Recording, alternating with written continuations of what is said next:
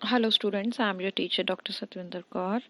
In this lecture, I am going to explain you about the economic growth and economic development. So this is the part of the subject development and growth. So usually ਜਦੋਂ ਅਸੀਂ economics ਦੇ ਵਿੱਚ ਗੱਲ ਕਰਦੇ ਹਾਂ about the growth or development ਤਾਂ ਅਸੀਂ ਇਹਨਾਂ ਦੋਨਾਂ terms ਨੂੰ simultaneously synonym ਦੇ ਤੌਰ ਦੇ ਉੱਤੇ ਲੈ ਲੈਂਦੇ ਹਾਂ that is ਕਿ whenever we use the term economic growth ਜਾਂ economic development ਤਾਂ ਇਸ ਨੂੰ synonyms ਦੇ ਤੌਰ ਤੇ ਲੈ ਲਿਆ ਜਾਂਦਾ but actual ਦੇ ਵਿੱਚ in economic sense there is a huge difference between both of the concepts. So ਇਹ difference ਕੀ ਹੈ ਆਪਾਂ ਇਸ ਚੀਜ਼ ਨੂੰ ਆਪਾਂ ਅੱਜ ਦੇ ਟੌਪਿਕ ਦੇ ਵਿੱਚ ਡਿਸਕਸ ਕਰਾਂਗੇ ਕਿ ਕੀ ਹੈ. There are two types of changes which are the part of any concept. First one is the quantitative, second one is the qualitative. ਸੋ ਜਿਹੜੀਆਂ ਵੀ ਮੈਜ਼ਰੇਬਲ ਚੀਜ਼ਾਂ ਹੁੰਦੀਆਂ ਨੇ ਜਿਵੇਂ ਤੁਸੀਂ ਗੱਲ ਕੀਤੀ ਕਿ ਕਾਰਡੀਨਲ ਯੂਟਿਲਿਟੀ ਐਨਾਲਿਸਿਸ ਹੈ ਤੇ ਆਰਡੀਨਲ ਯੂਟਿਲਿਟੀ ਐਨਾਲਿਸਿਸ ਹੈ. ਕਾਰਡੀਨਲ 'ਚ ਤੁਸੀਂ ਗੱਲ ਕਰਦੇ ਹੋ ਕੁਆਂਟਿਟੀ ਦੀ ਕਿ ਯੂਟਿਲਿਟੀ ਨੂੰ ਮੈਜ਼ਰ ਕੀਤਾ ਜਾ ਸਕਦਾ ਤੇ ਇੰਡੀਫਰੈਂਸ ਕਰਵ 'ਚ ਤੁਸੀਂ ਗੱਲ ਕਰਦੇ ਹੋ ਕਿ ਇਸ ਨੂੰ ਮੈਜ਼ਰ ਨਹੀਂ ਕੀਤਾ ਜਾ ਸਕਦਾ. ਇਹ ਕੁਆਲੀਟੇਟਿਵ ਹੈ, ਇਸ ਨੂੰ ਰੈਂਕ ਕੀਤਾ ਜਾ ਸਕਦਾ. ਇਸੇ ਤਰੀਕੇ ਨਾਲ ਇਕਨੋਮਿਕਸ ਦੇ ਵਿੱਚ ਅਸੀਂ ਦੋ ਤਰ੍ਹਾਂ ਦੇ ਡਾਇਮੈਂਸ਼ਨਸ ਦੀ ਗੱਲ ਕਰਦੇ ਹਾਂ. First one is the quantitative and other one is the qualitative. ਜਦੋਂ ਵੀ ਅਸੀਂ ਕਿਸੇ ਚੀਜ਼ ਨੂੰ ਕੁਆਂਟੀਟੇਟਿਵਲੀ ਦੇਖਣਾ ਹੁੰਦਾ ਹੈ ਤਾਂ ਉਹ ਹੁੰਦਾ ਹੈ ਗਰੋਥ.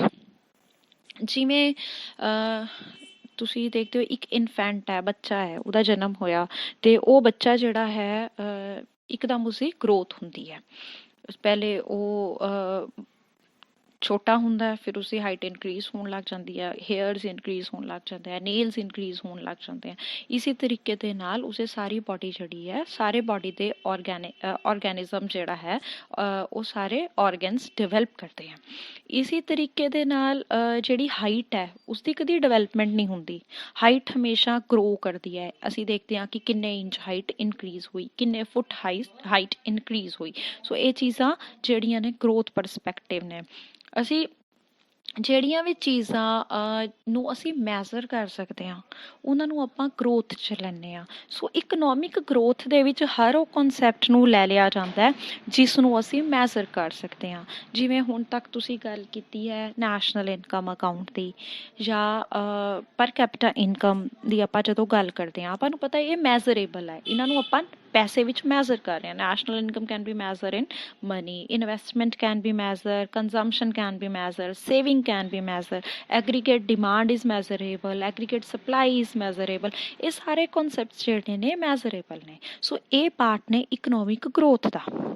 ਜਦੋਂ ਵੀ ਅਸੀਂ ਆਊਟਪੁੱਟ ਦਾ ਇਨਕਰੀਜ਼ ਦੇਖਣਾ ਹੋਵੇ ਕਿ ਪਹਿਲੇ ਵੀਟ ਦੀ ਆਊਟਪੁੱਟ ਜਿਹੜੀ ਸੀ ਉਹ 1200 ਮਿਲੀਅਨ ਟਨ ਸੀ, ਹੁਣ ਉਹ ਵੀਟ ਦੀ ਆਊਟਪੁੱਟ ਜਿਹੜੀ ਹੈ ਉਹ 1500 ਮਿਲੀਅਨ ਟਨ ਹੈ, ਤਾਂ ਅਸੀਂ ਉਸਦੀ ਗਰੋਥ ਟਰਮਸ ਦੇ ਵਿੱਚ ਉਸਨੂੰ ਮੈਜ਼ਰ ਕਰ ਰਹੇ ਹਾਂ ਕਿ ਉਹ ਕਿਵੇਂ ਗਰੋ ਕਰ ਰਿਹਾ.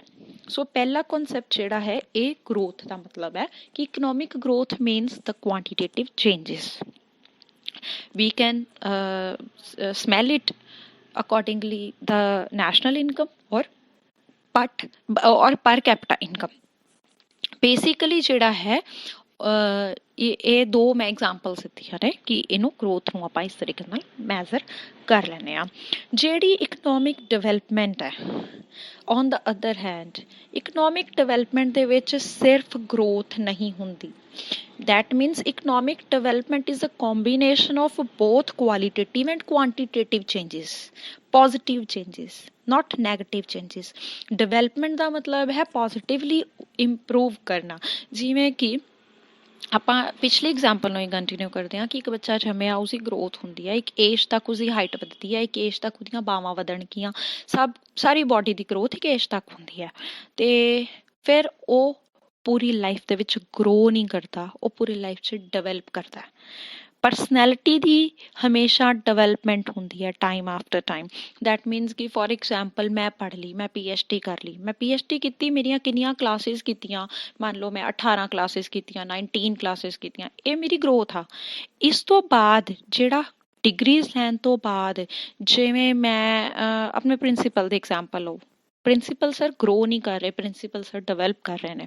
ਕਿਵੇਂ ਡਿਵੈਲਪ ਕਰ ਰਹੇ ਨੇ? ਐਜੂਕੇਸ਼ਨ ਇੱਕ ਲੈਵਲ ਦੇ ਉੱਤੇ ਰੁਕ ਗਈ ਸੀ, ਫਿਰ ਉਹਨਾਂ ਨੇ ਅਸੀਂ ਐਜ਼ ਅ ਪ੍ਰੋਫੈਸਰ ਜੁਆਇਨ ਕੀਤਾ ਕਿੱਥੇ, ਫਿਰ ਐਜ਼ ਅ ਡਾਇਰੈਕਟਰ ਜੁਆਇਨ ਕੀਤਾ, ਫਿਰ ਐਜ਼ ਅ ਪ੍ਰਿੰਸੀਪਲ ਜੁਆਇਨ ਕੀਤਾ, ਫਿਰ now for example if you say that he will be a vice chancellor of a university, then this is called development, not growth।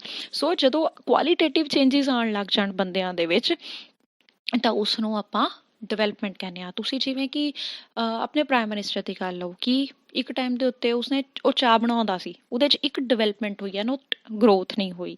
ਕੁਆਲੀਟੇਟਿਵਲੀ change ਆਇਆ ਉਸਦੀ life ਦੇ ਵਿੱਚ ਉਹਨਾਂ ਦੇ, ਤੇ ਨਾਲ ਨਾਲ ਉਹਨਾਂ ਦੇ ਗਰੋਥ ਵੀ ਹੋਈ ਕਿਉਂਕਿ ਉਹਨਾਂ ਦਾ ਲੈਵਲ ਆਫ ਇਨਕਮ ਵੀ ਇਨਕਰੀਜ਼ ਹੋਇਆ। So this is the basic major difference between growth and development, that growth is just a qualitative change, sorry, a quantitative change, that is, but in terms of economic development, when we measure this, that is both qualitative and quantitative changes। Next point ਜਿਹੜਾ ਕਿ ਇਹ ਤਾਂ basic difference ਸੀਗਾ, that is what is the difference between growth and development, basically ਜਿਹੜਾ ਕਿ main ਹੈ ਜਿਸ ਤੋਂ ਬਿਨਾਂ ਆਪਾਂ ਐਕਸਪਲੇਨ ਨਹੀਂ ਕਰ ਸਕਦੇ। ਦੂਸਰਾ ਹੈ ਜਿਹੜੀ ਗਰੋਥ ਹੈ ਉਹ ਸਿੰਗਲ ਡਾਇਮੈਂਸ਼ਨਲ ਹੁੰਦੀ ਹੈ, ਇਹਦੇ ਸਿਰਫ ਅਸੀਂ ਪਰ ਕੈਪੀਟਾ ਇਨਕਮ ਤੇ ਨੈਸ਼ਨਲ ਇਨਕਮ ਨੂੰ ਦੇਖਦੇ ਹਾਂ ਜਦੋਂ ਅਸੀਂ ਇਕਨੋਮਿਕ ਗਰੋਥ ਦੀ ਗੱਲ ਕਰ ਰਹੇ ਹੋਈਏ।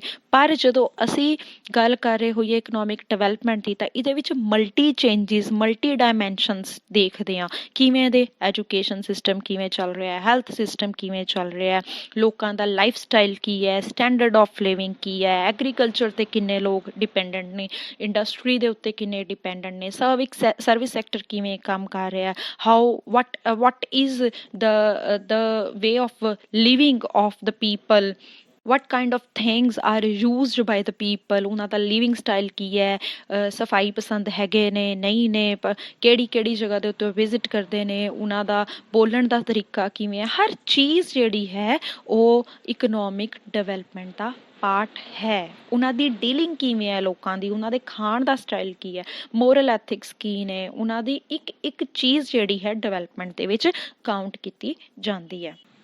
ਸੋ ਇੱਕ ਡਿਫਰੈਂਸ ਅਸੀਂ ਇਕਨੋਮਿਕ ਸੈਂਸ 'ਚ ਕਰਦੇ ਹਾਂ ਕਿ ਜਿਹੜੀ ਗਰੋਥ ਹੈ ਉਹ ਸਲੋਲੀ ਹੁੰਦੀ ਹੈ ਲੌਂਗ ਰਨ ਦੇ ਵਿੱਚ, ਬਟ ਜਿਹੜੀ ਡਿਵੈਲਪਮੈਂਟ ਹੈ ਉਹ ਗਰੋਥ ਦਾ ਰਿਜ਼ਲਟ ਹੈ। ਗਰੋਥ ਜਦੋਂ ਹੋ ਗਈ, ਮੰਨ ਲਓ ਪਰ ਕੈਪੀਟਾ ਇਨਕਮ ਵੱਧ ਗਈ, ਨੈਸ਼ਨਲ ਇਨਕਮ ਵੱਧ ਗਈ, ਅਗਲੀਆਂ ਇੰਪਰੂਵਮੈਂਟਸ ਉਹਦੀਆਂ ਹੋਣੀਆਂ ਸ਼ੁਰੂ ਹੁੰਦੀਆਂ ਨੇ, ਉਹ ਡਿਸਕੰਟੀਨਿਊਸਲੀ ਹੈ, ਆਲ ਆਫ ਸਡਨ ਹੁੰਦੀ ਹੈ। ਆਲ ਆਫ ਸਡਨ ਇੱਕਦਮ ਇਕੋਨਮੀ ਦੇ ਵਿੱਚ ਇਹੋ ਜਿਹੇ ਚੇਂਜਿਸ ਆਉਣ ਲੱਗ ਜਾਂਦੇ ਆ ਕਿ ਉਹ ਸਪੌਂਟੇਨੀਅਸਲੀ ਤੇ ਡਿਸਕੰਟੀਨਿਊਸਲੀ ਪ੍ਰੋਸੈਸ ਨੂੰ ਇੱਕਦਮ ਚੇਂਜ ਕਰ ਦਿੰਦਾ ਹੈ ਤੇ ਡਿਵੈਲਪਮੈਂਟ ਯੂ ਟਰਨ ਹੈ ਇਕੋਨਮੀ ਦੀ। ਇੱਕ ਜਿਹੜਾ ਬਹੁਤ ਇੰਟਰਸਟਿੰਗ ਚੀਜ਼ ਹੈ ਕਿ ਗਰੋਥ ਤਾਂ ਹੋ ਸਕਦੀ ਹੈ ਇਕੱਲੇ, ਪਰ ਡਿਵੈਲਪਮੈਂਟ ਗਰੋਥ ਤੋਂ ਬਿਨਾਂ ਨਹੀਂ ਹੋ ਸਕਦੀ। ਗਰੋਥ ਦਾ ਮਤਲਬ ਹੈ, ਹੋ ਸਕਦਾ ਹੈ ਇਨਕਮ ਵੱਧ ਰਹੀ ਹੈ, ਹੋ ਸਕਦਾ ਹੈ ਨੈਸ਼ਨਲ ਇਨਕਮ ਵੱਧ ਰਹੀ ਹੈ, ਪਰ ਇਹ ਹੋ ਸਕਦਾ ਕਿ ਇਨਇਕੁਐਲਿਟੀ ਪਰਸਿਸਟ ਕਰ ਰਹੀ ਹੈ ਇਕੋਨਮੀ 'ਚ, ਗਰੀਬੀ ਪਰਸਿਸਟ ਕਰ ਰਹੀ ਹੈ ਇਕੋਨਮੀ ਵਿੱਚ, ਲੋਕਾਂ ਨੂੰ ਐਟੀਕੇਟਸ ਨਹੀਂ ਨੇ, ਲੋਕਾਂ ਦੇ ਵਿੱਚ ਡੋਗਮੈਟਿਕ ਜਾਂ ਸੁਪਰਸਟੀਸ਼ੀਅਸ ਅਪਰੋਚ ਹੈ। ਦੈਟ ਮੀਨਸ ਕਿ ਗਰੋਥ ਤਾਂ ਹੋ ਰਹੀ ਹੈ ਬਟ ਡਿਵੈਲਪਮੈਂਟ ਨਹੀਂ ਹੋ ਰਹੀ। ਪਰ ਕੋਈ ਵੀ ਕੰਟਰੀ ਵਿੱਚ ਇਹੋ ਜਿਹੀ ਡਿਵੈਲਪਮੈਂਟ ਨਹੀਂ ਹੋ ਸਕਦੀ ਜਿਹਦੇ ਵਿੱਚ ਗਰੋਥ ਨਾ ਹੋਵੇ। ਡਿਵੈਲਪਮੈਂਟ ਦੇ ਲਈ ਪ੍ਰੀ ਰਿਕੁਐਸਟ ਹੈ ਕਿ ਗਰੋਥ ਵੀ ਨਾਲ ਹੋਏਗੀ ਹੀ ਹੋਏਗੀ, ਪਰ ਗਰੋਥ ਲਈ ਜ਼ਰੂਰੀ ਨਹੀਂ ਹੈ ਕਿ ਡਿਵੈਲਪਮੈਂਟ ਵੀ ਹੋਏਗੀ। ਜਿਵੇਂ ਕਿ ਅਸੀਂ ਕਈ ਬੰਦਿਆਂ ਨੂੰ ਕਹਿ ਦਿੰਦੇ ਹਾਂ ਕਿ ਇਹ ਪੜ੍ਹਿਆ ਲਿਖਿਆ ਤਾਂ ਹੈ ਪਰ ਕਾਬਿਲ ਨਹੀਂ ਹੈ, ਮਤਲਬ ਕਿ ਉਹਦੀ ਗਰੋਥ ਤਾਂ ਹੋਈ ਹੈ ਪਰ ਡਿਵੈਲਪਮੈਂਟ ਨਹੀਂ ਹੋਈ। So this is the example I am utilising here. ਅੱਛਾ, ਕੁਛ ਇਕੋਨਮਿਸਟ ਜਿਹੜੇ ਨੇ ਗਰੋਥ ਟਰਮ ਨੂੰ ਯੂਜ਼ ਕਰਦੇ ਨੇ ਡਿਵੈਲਪ ਕੰਟਰੀਜ਼ ਦੇ ਲਈ, ਕਿਉਂਕਿ ਉਹ ਆਲਰੇਡੀ ਡਿਵੈਲਪ ਹੋ ਚੁੱਕੀਆਂ ਨੇ, ਇਸ ਲਈ ਹੁਣ ਉਹ ਗਰੋਥ ਟਰਮ ਨੂੰ ਯੂਜ਼ ਕਰਦੇ ਨੇ। ਜਿਹੜੀਆਂ ਲੈਸ ਡਿਵੈਲਪ ਕੰਟਰੀਜ਼ ਨੇ ਜਾਂ ਡਿਵੈਲਪਿੰਗ ਕੰਟਰੀਜ਼ ਨੇ ਜਿਵੇਂ ਇੰਡੀਆ, ਪਾਕਿਸਤਾਨ, ਇਹਨਾਂ ਦੇ ਲਈ ਜ਼ਿਆਦਾਤਰ ਡਿਵੈਲਪਮੈਂਟ ਟਰਮ ਯੂਜ਼ ਹੁੰਦੀ ਹੈ ਕਿਉਂਕਿ ਇਹਨਾਂ ਦੇ ਵਿੱਚ time after time qualitative changes ਦੀ ਜ਼ਰੂਰਤ ਹੁੰਦੀ ਹੈ, ਹਿਊਮਨ ਰਿਸੋਰਸਿਸ ਦੀ ਇੰਪਰੂਵਮੈਂਟ ਦੀ ਜ਼ਰੂਰਤ ਹੁੰਦੀ ਹੈ। So these are some points which clearly explain the difference between growth and development. In the next lecture we will discuss about the measurement of growth and development, that is कि अगर किसी economy ਦੇ ਵਿੱਚ development ਨੂੰ measure ਕਰਨਾ ਹੋਏ ਤਾਂ ਅਸੀਂ ਕਿਸ ਤਰੀਕੇ ਦੇ ਨਾਲ measure ਕਰ ਸਕਦੇ ਹਾਂ। If there will be any problem related to this issue, this topic, then you can share or discuss with me. Thank you.